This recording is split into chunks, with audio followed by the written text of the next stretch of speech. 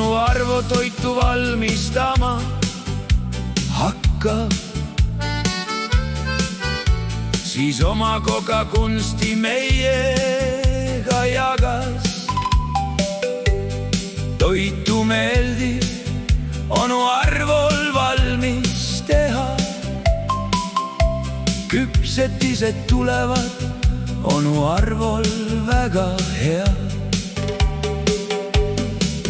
Õhtul kuulab kõlarist lugusid, mis tegin. Juttu ajada saab onu Arvoga siin. Kui onu Arvo hakkab siis küpsetama,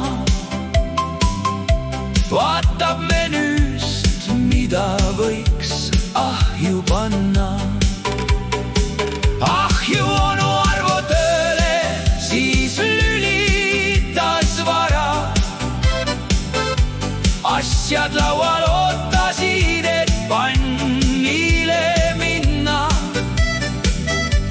Tähtsa näoga onu Arvo vaatas üle, et midagi panemata jäänud ei ole.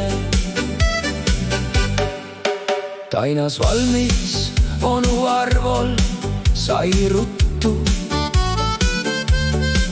Ahisoe paneme siis koogi ahju. Oma küpsetisi onu Arvo maitseb. Koogist tüki võtab ja sõbrale pakub. Köögi, kes siis ära peab koristama, eks pea seda ikka ise ju tegema. Tõsine nägu on onu Arvol ees, mida tal pliitil potis kees ja mulises. Kui onu Arvol aega peaks üle jääma, siis kohvilonksu läheb laualt võtma. Kõik vaatavad teda laivis hoolega. Onu Arvo hakkas jälle küpsetama.